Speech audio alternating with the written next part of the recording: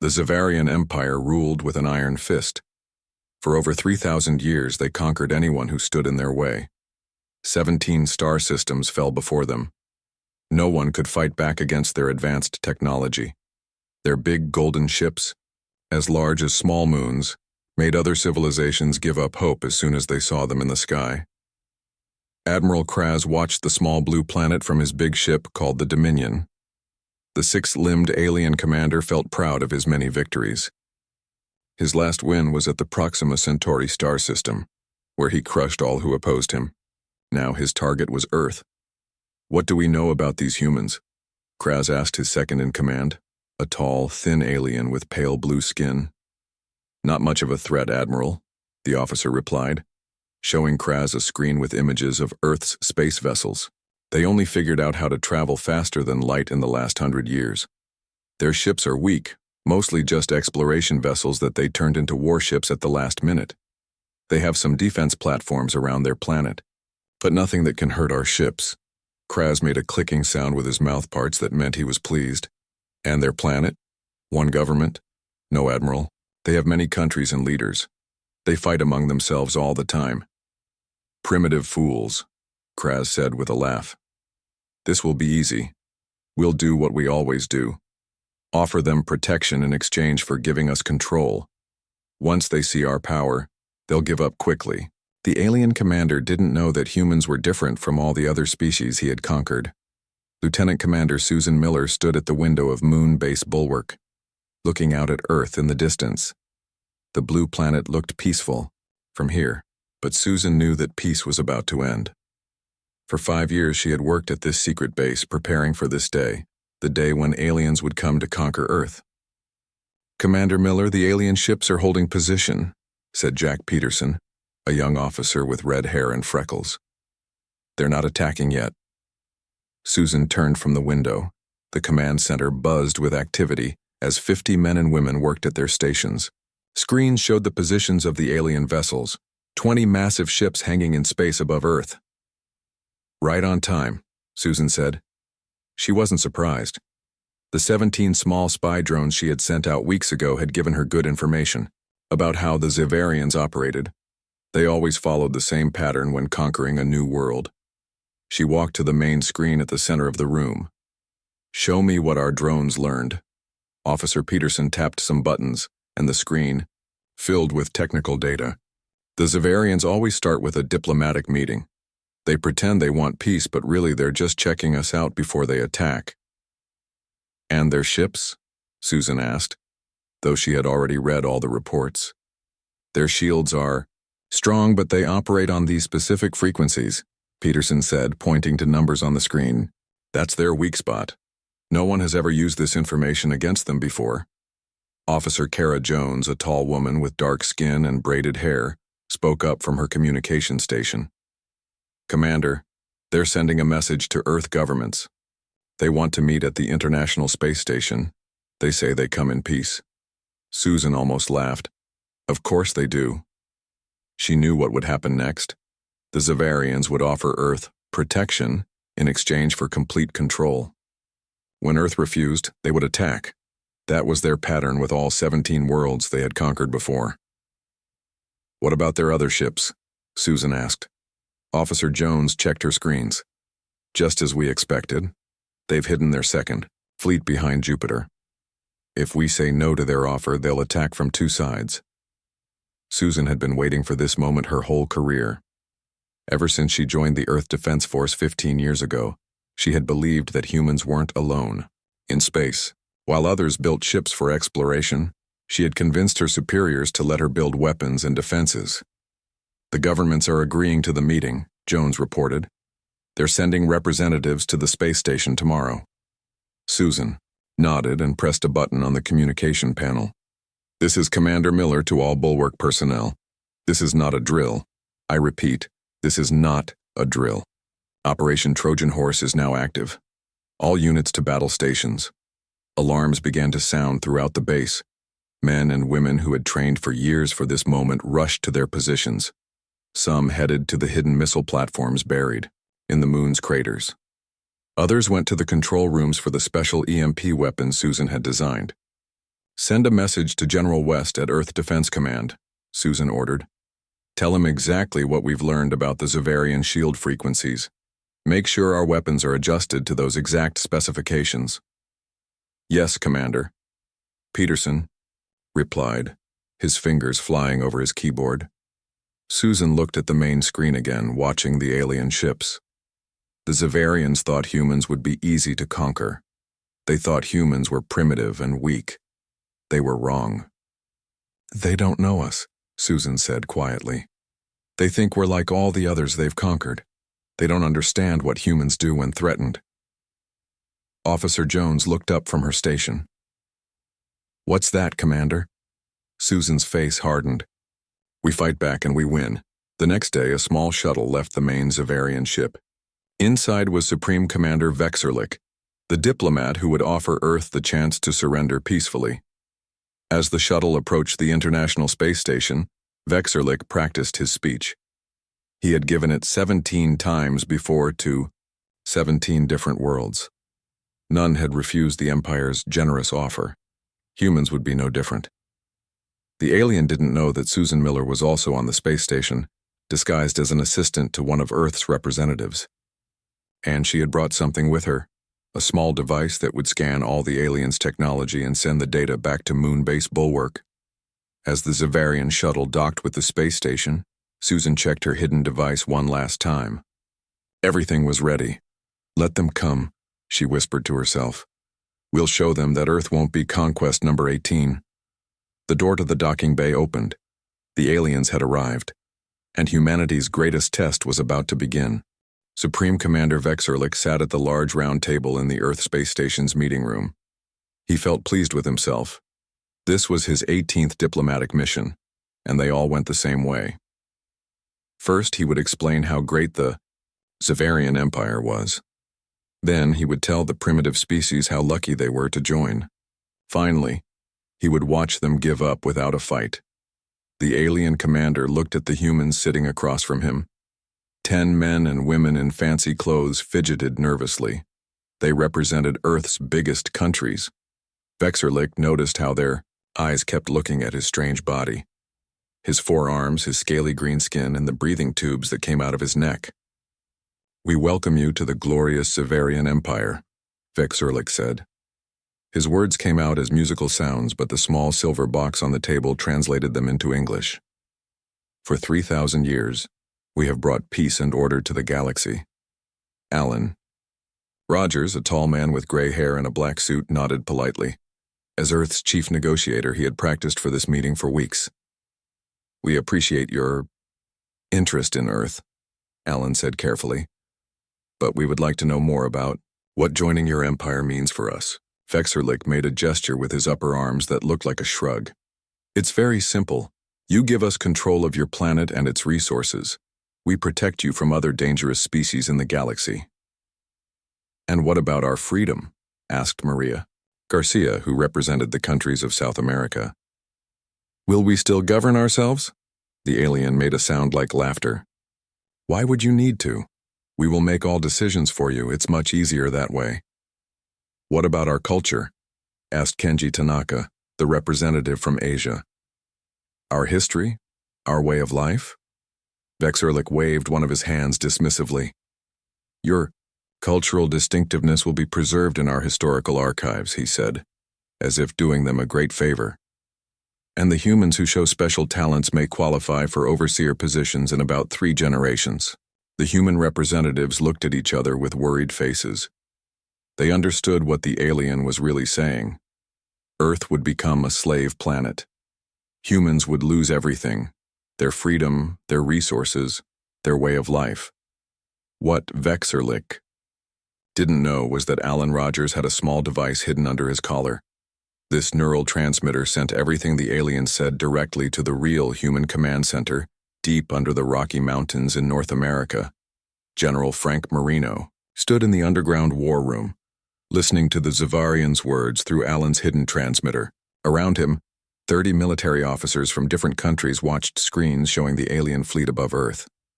"They're not even trying to hide their intentions," said Colonel Diane Lewis, pointing to the translation of the alien's words on her screen. They want to turn Earth into a colony and us into slaves. General Marino nodded grimly. He was a tall, strong man with dark skin and a serious face. For 20 years, he had led armies in wars on Earth. But this was different. This time, all of humanity had to stand together. "Are Commander Miller's weapons ready?" he asked. A young officer checked his computer. "Yes, sir. The lunar base reports all systems are go. 300 missile platforms are hidden in the moons, craters ready to launch." General Marino took a deep breath. What they were about to do would either save Earth or doom it completely. If Commander Miller's weapons didn't work as planned, the aliens would surely destroy major cities in retaliation. "Execute Operation Phalanx," he ordered. 500 miles above Earth, Admiral Kraz watched the meeting through a video feed from Commander Vexurlik's camera. Everything was going according to plan. The humans looked scared, just like all the other species when they realized resistance was pointless. Suddenly, an alarm blared on the bridge of the Dominion. "Admiral," shouted his sensor officer, "we're detecting strange energy readings from the planet's moon." Kraz turned to the main viewing screen. The human's moon glowed with hundreds of small flashes of light. "What is that?" he demanded. Before anyone could answer, the sensor officer shouted again. "Missiles! Hundreds of them launching from the moon's surface." Admiral Kraz laughed. Did these primitive humans really think their simple weapons could hurt his mighty ships? The Zavarian fleet had the strongest shields in the galaxy. "Let them waste their weapons," he said calmly. "Our shields will—" He never finished his sentence. The missiles weren't heading directly for the Zavarian ships. Instead, they exploded in space around the fleet, creating a complex pattern of electromagnetic pulses. These weren't normal weapons. Commander Susan Miller had designed them based on the intelligence from her spy drones. Each missile carried a special EMP generator, calibrated to the exact frequency of the Zavarian shields. On the bridge of the Dominion, screens went dark. Emergency lights came on, bathing everything in red. "What's happening?" Kraz shouted. "Shield. Failure across the fleet," his officer replied, panic in his voice. "Secondary systems failing, weapons offline." Admiral Kraz couldn't believe it. No species had ever broken through Zavarian shields before. It was impossible. These humans were supposed to be primitive. He grabbed his communication device to warn Commander Vexurlik. "Get out now," he shouted.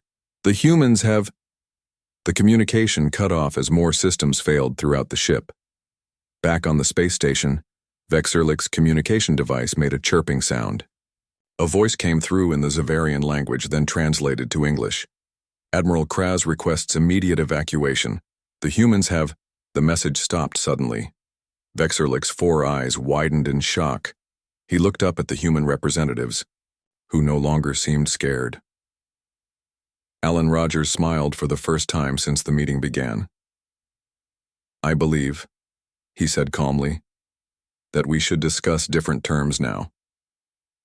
Vexurlik looked out the window of the space station. In the distance, he could see the mighty Zavarian ships, now dark, drifting helplessly in space.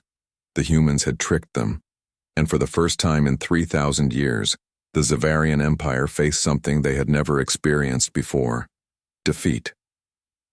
No one in the Zavarian Empire was happy. The mighty aliens who had conquered 17 star systems were now facing something new: shame. 3 of their biggest warships floated helplessly in Earth orbit.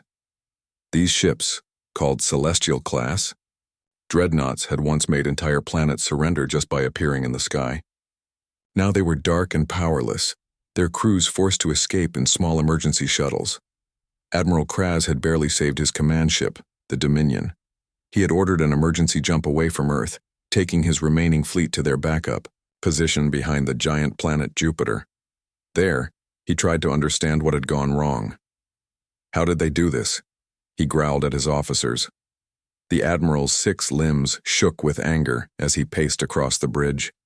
These humans are supposed to be primitive. His chief science officer, a thin alien with pale skin, looked nervous. "They tricked us, Admiral. They pretended to be weaker than they really are. They studied our shield technology somehow and found a way to shut it down." Kraz slammed one, of his clawed hands on a control panel.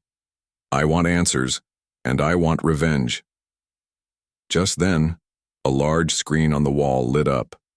The glowing figure of Emperor Zevalon the Ryuzainthe appeared, a 12-foot-tall being with golden scales and a crown of crystal spikes. Even as a hologram projection from across the galaxy, he looked terrifying. "Admiral Kraz," the Emperor said, his voice deep and cold.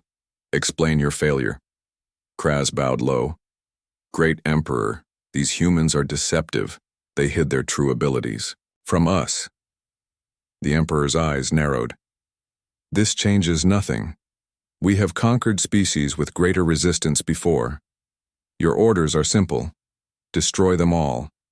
Implement extinction protocols." The hologram disappeared before Kraz could reply. The Admiral turned to his officers, his 4 eyes glowing with hatred. "Prepare the planet killer weapons," he ordered. "Earth will be reduced to dust." Back on Earth, people didn't have time to celebrate their first victory. Leaders from all countries met in an emergency session at the United Nations in New York. The huge room was packed with representatives from every nation, all focused on the giant screen showing images of the disabled alien ships. Susan Miller, now promoted to admiral after her successful moonbase operation, stood at the podium. She was tired. She hadn't slept in 3 days, but her voice was strong. "We won the first battle," she told the crowded room. "But the war has just begun. The Zavarian Empire controls thousands of worlds. They have more ships, more weapons, and more resources than we can imagine." A man in the front row raised his hand. "But we defeated their ships. Our weapons worked." Admiral Miller shook her head. "We surprised them once. They won't let that happen again. Right now, they're preparing a full attack. Our intelligence suggests they have planet-killing weapons that could destroy Earth completely." The room grew silent. The initial joy of victory was replaced by the heavy weight of a bigger threat. "So what do we do?" asked the Secretary General, an older woman with white hair. "How do we fight an empire that has conquered 17 other worlds?" Before Admiral Miller could answer, a side door opened. A tall man with glasses and messy hair rushed in, carrying a stack of papers. It was Dr. Paul Wright, the quantum physicist whose work had made the EMP weapons possible. "I think I found something," he said, breathing hard. He turned to Admiral Miller. "We've been studying the Zavarian ships we disabled. Their faster-than-light drives are amazing. They use principles we had only guessed at. With these ships as models, we might be able to skip centuries of development." Admiral Miller's eyes widened. "You mean we could build ships like theirs?" Dr. Wright nodded excitedly. "Even better ones, possibly. Their technology is advanced, but their thinking is old. They haven't made any real improvements in hundreds of years. They just rely on being bigger and stronger than everyone else." A military officer spoke up from the side of the room. "How quickly could we adapt their technology to our ships?" 6 months for the first vessels, Dr. Wright said. "Less if we focus on smaller, faster ships instead of trying to build huge ones like theirs." General Frank Marino frowned from his seat near the podium. The dark-skinned officer had been studying reports from the space monitoring stations. "We don't have 6 months," he said grimly. "Our intelligence shows they're gathering a punishment fleet. They'll reach us in less than 3 months." The room erupted in worried voices. Someone shouted, "We're doomed." Another voice called out, "We should try to surrender." Admiral Miller raised her hand for silence. The room gradually quieted down. "We don't wait for them to come to us," she said firmly. "We take the fight to them." Shocked voices filled the room again. General Marino stood up. "With what?" he demanded. "We have no ships that can travel to their worlds." Admiral Miller pointed to the screen which showed the 3 disabled alien ships orbiting Earth. "Yes, we do," she said with a small smile. "We have those." "Or did you forget we captured 3 of their ships completely intact?" Dr. Wright nodded enthusiastically. "We've already started studying their controls. I think we can operate them with small crews." Admiral Miller turned back to the crowd. "The Zavarians think in terms of big attacks against targets that don't move. Their entire strategy is built on overwhelming force. They've never faced an enemy who fights differently, who strikes quickly at weak points instead of trying to match their strength. She pointed to another screen that showed a map of nearby star systems. A pulsing red dot indicated a location about 4 light-years from Earth. This is their main antimatter production facility. They need antimatter to power their biggest ships. Without it, their fleet loses its main energy source. Her eyes swept across the room. We don't need to win the whole war tomorrow. We just need to make sure they can't win it either. General Marino looked thoughtful. A small strike force, hitting them where they don't expect it? Exactly, Admiral Miller said. They think we're hiding on Earth, waiting for their attack. They'll never expect us to take the fight to them. The Secretary General stood up. This is very risky, Admiral Miller. If we fail, Miller said quietly, we're no worse off than waiting here for them to destroy us.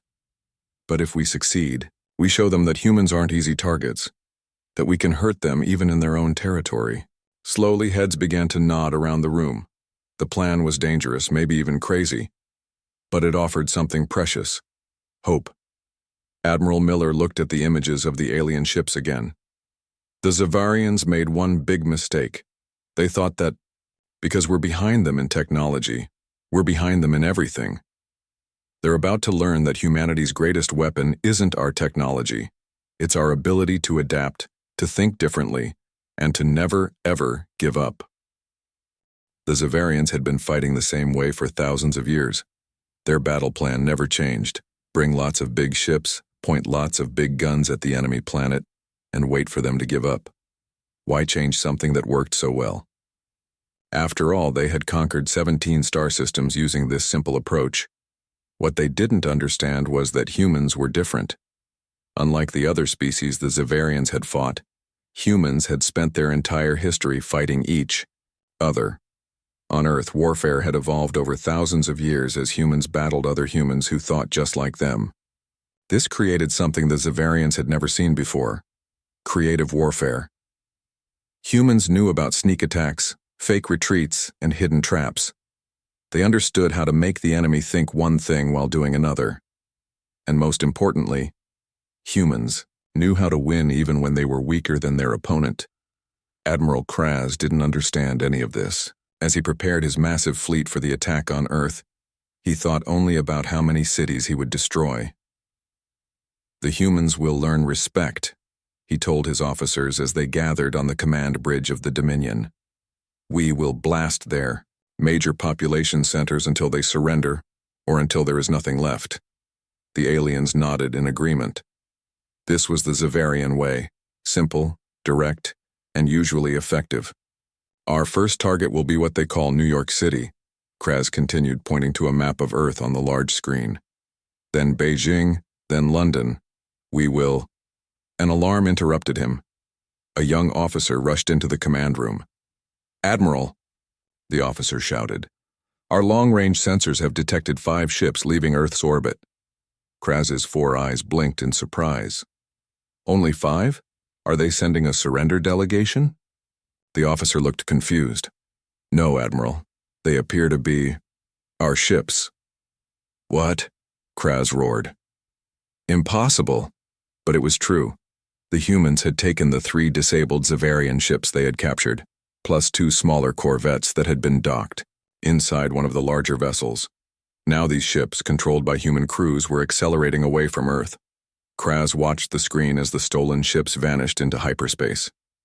Where are they going? Track them. His officers worked frantically at their control panels. They're heading toward Proxima Centauri, Admiral. Kraz's anger turned to confusion. Proxima Centauri was the location of the Empire's main antimatter production facility. But why would the humans go there?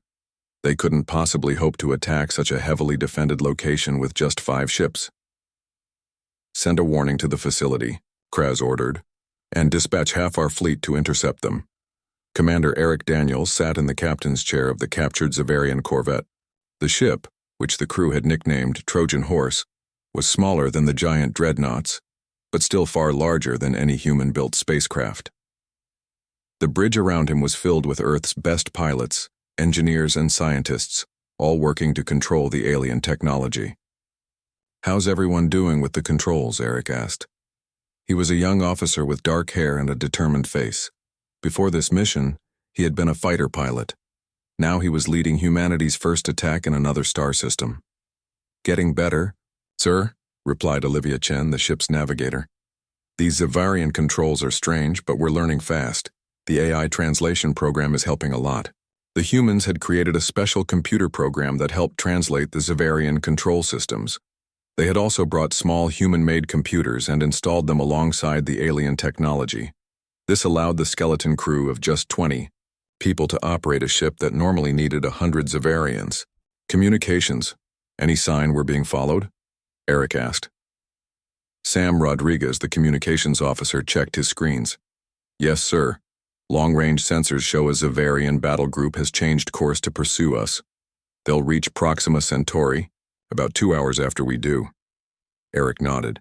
This was all part of the plan. "Weapon status?" he asked. "All good, sir," reported Maya Johnson, the weapons officer. "The special packages are ready for deployment." Eric looked at the main screen, which showed the swirling patterns of hyperspace outside the ship. In a few hours, they would reach their destination.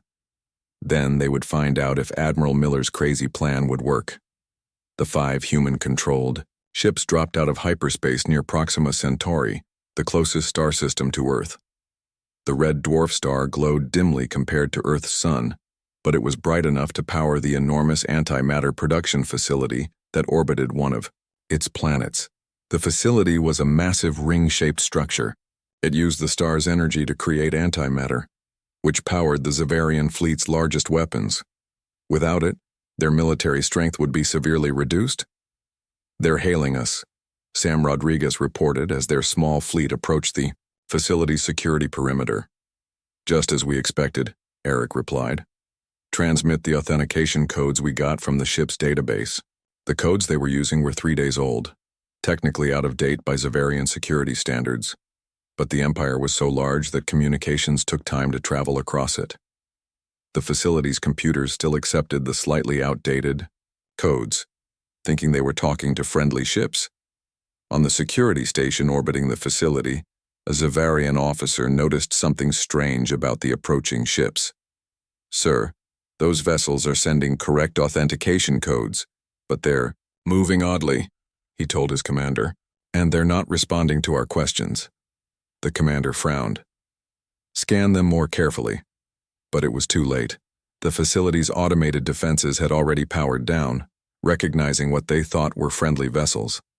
By the time the security officer realized something was wrong, the human ships had launched their special weapons. But these weapons weren't aimed at the facility itself. Instead, they flew directly into the red dwarf star. "What are they doing?" the Zavarian commander asked in confusion. "Those missiles can't hurt a star."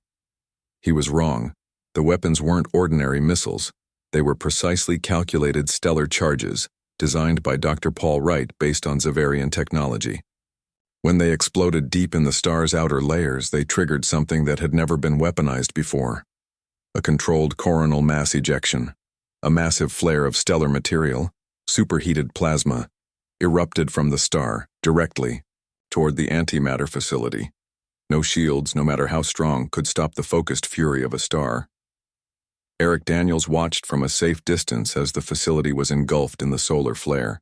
Within minutes, the Empire's main source of antimatter was nothing but floating debris. "Mission accomplished," he said quietly. "Prepare for immediate hyperspace jump before the Zavarian fleet arrives."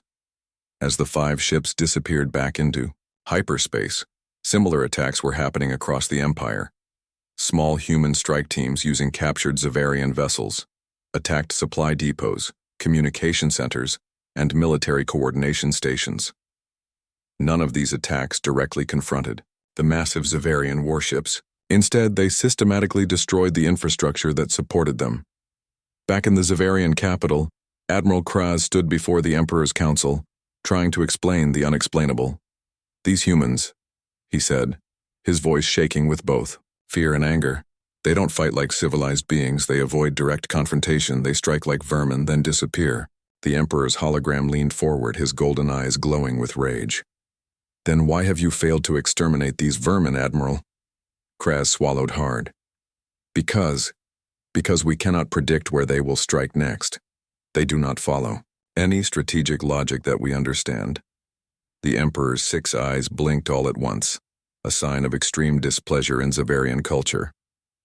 "Find their weakness, Admiral," the Emperor said coldly, "or your successor will." 2 years passed. The war between humans and the Zavarian Empire continued. The history books would later call this the human catastrophe, but not because humans suffered. Instead, it was the Zavarians who faced disaster. Emperor Zavalon the Gaon was angry. His mighty empire had lost 1/3 of its territory. The humans' quick attacks had destroyed supply lines, communication centers, and military bases throughout Zavarian space. The once powerful alien fleet couldn't protect everything at once. "This cannot continue," the Emperor told his advisors. His golden scales flashed in the light of the throne room. "We must end this human problem forever." His chief military advisor bowed low. "Great Emperor, we have one option left, the Sun Forge." The Zavarians had never used the Sun Forge in real battle before. This superweapon could create artificial supernovas, destroying entire solar systems. It was so terrible that even the Zavarians had rules against using it, but the Emperor was desperate. "Prepare the Sun Forge," he ordered. "Earth must be destroyed completely." What the Emperor didn't know was that humans had spies everywhere in his empire now.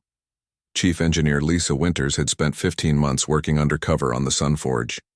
She had changed her appearance with surgery to look like one of the species that served the Zavarians loyally. As the Sun Forge prepared to jump to Earth's system, Lisa made a small but important change to its targeting computer. She didn't stop the weapon from firing. That would be noticed too easily. Instead, she changed where it would fire by a tiny amount. When the Sun Forge appeared near Earth, the human fleets were nowhere to be seen. The Zavarian commanders thought they had run away in fear. Admiral Kraz, who was personally leading this final attack, ordered the weapon to fire. A beam of incredible energy shot out from the Sun Forge, but it missed Earth completely. Instead, it hit empty space, empty except for 500 special devices that human ships had placed there over the past months. These devices, based on Zavarian technology, caught the Sun Forge's energy and reflected it to 500 different places across Zavarian space. The beam hit the Emperor's palace, the military command centers, and all the most important places in the Empire at the same time. In just 3 minutes, the empire that had stood for 3,000 years was destroyed. 1 month later, Admiral Susan Miller stood before the United Earth Council. She was presenting the terms of the Zavarian surrender. The surviving alien leaders had agreed to free all conquered worlds and to sign a peace treaty that would last for 1,000 years. The Zavarians made one big mistake, Miller told the council. They thought that because we had less advanced technology, we were less advanced in every way. They never understood that humanity's greatest weapon isn't our machines. It's our ability to adapt, to think differently, and to never give up. The room filled with applause, but Miller raised her hand for quiet. "We must be careful now," she said seriously. 17 species were enslaved by the Zavarians. We must not treat them the way the Zavarians treated us. We should be helpers, not conquerors. Otherwise, we become the very empire we destroyed. As humanity stepped onto the galactic stage as a major power, other space-traveling species paid close attention. The species from the small blue planet had defeated the unbeatable Zavarian Empire, and they had done it not with bigger ships or stronger weapons, but with human creativity, courage, and determination. The Zavarian Empire's first war with humans had been their biggest mistake, and their last end.